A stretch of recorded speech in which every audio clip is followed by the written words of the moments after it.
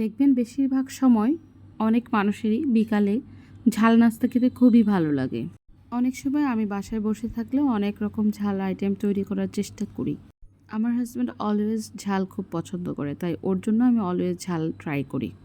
আর আজকে ভাবলাম ঝাল হিসাবে কি করা যায়, নুডলসটাই করলে মনে হয় বেটার হয়, তাই আর দেরি করলাম না, চটপট রান্নাঘরে চলে এসেছি এবং এখন ঝাল নুডলস তৈরি করব। আমার কাছে খেতে খুব আপনারা ইচ্ছে আমাকে করছিল, বলে তাই দিন আমি আপনারা কি ছটফট আমার দেরি মতো না করে করে ঝাল নুডলস রান্না চুলায় করেন, পাত্র না বসিয়ে আপনারা দিয়েছি আপনাদের এবং মতো করে কেমন করে তেল রান্না দিয়ে করেন দিয়েছি, পেঁয়াজ ওটা দিয়েছি। আমাকে অবশ্যই কমেন্ট বক্সে এগুলোকে বলবেন। সুন্দর মতো আর আমি রান্না করতে করতে আপনারা তো দেখতেই পাবেন আমি কিভাবে রান্না করছি। আমি মূলত নুডলস দুইভাবে রান্না করতে পারি। একভাবে হচ্ছে পানি দিয়ে অনেক বেশি আমি সেদ্ধ করেও রান্না করে তেলে ভাজা করতে পারি, আবার অনেক সময় পানি দিয়ে কষিয়ে রান্না করতে পারি। তেলে ভাজে করে রান্না করাটা আমার কাছে একটু খারাপ লাগে, আমি এটা আমার অনেক বেশি গ্যাস্ট্রিকের প্রবলেম করে, এই জন্য আমি বেশিরভাগ সময় দেখা যায় সেদ্ধ করে রান্না করতে খুব পছন্দ করি। এখানে আমি একটা ডিম দিয়েছি, ডিমটাকে এখন আমি ভালো করে পেঁয়াজের সাথে মিক্স করে নিব। মিক্স করার পর এটাকে আমি কিছুক্ষণ একটু রেখে এরপর ঘুটে নেব ভালো করে।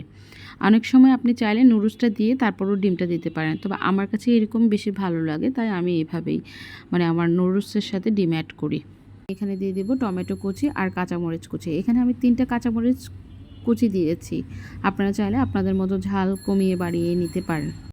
এরপর এখানে আমি আমার নুডলসগুলো দুটোটা প্যাকেট দিয়ে দিয়েছি এবং প্রথমেই আমি কিন্তু নুডলসের মধ্যে যে প্যাকেট থাকে সেখান থেকে একটা প্যাকেটই ব্যবহার করেছিলাম, তারপর আমি দ্বিতীয় প্যাকেটটা ব্যবহার করেছি। মোট আমি এখানে 2টা নুডলস ব্যবহার করেছি, 2টা নুডলসের 2টা প্যাকেট ব্যবহার করেছি, মশলা প্যাকেট। পরিমাণ মতো আমি এখানে পানি অ্যাড করে দিয়েছি।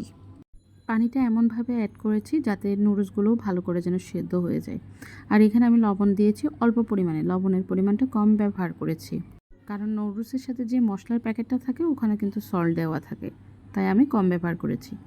এই দেখুন আমার নুডলসটা কিন্তু তৈরি হয়ে গিয়েছে।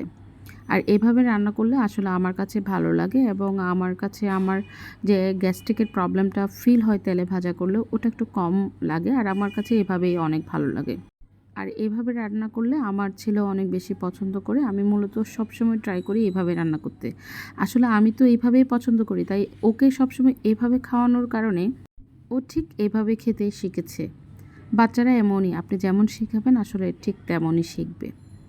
তো আমার এই নুডলস রান্নাটা আপনাদের কাছে কেমন লেগেছে আর আপনারা বাসায় কিভাবে তৈরি করেন প্লিজ কাইন্ডলি আমাকে কমেন্ট বক্সে জানাবেন। আর আমি মনে করি আমার চেয়ে ভালো রাঁধুনি অনেকেই আছে। আমি কিন্তু ভালো রাঁধতে পারি না, তারপরেও আমি কিন্তু চেষ্টা করি, অনেক বেশি চেষ্টা করি রান্না করার জন্য। আর আমি তো হচ্ছে আনাড়ি রাঁধুনি, তারপরেও আমি কিন্তু যতটুকু পারি ততটুকু আপনাদেরকে দেখানোর চেষ্টা করি। তো যাক, আজ এই পর্যন্ত। আপনারা সুস্থ থাকবেন, ভালো থাকবেন, আমাদের জন্য বেশি বেশি দোয়া করবেন। আল্লাহ হাফেজ।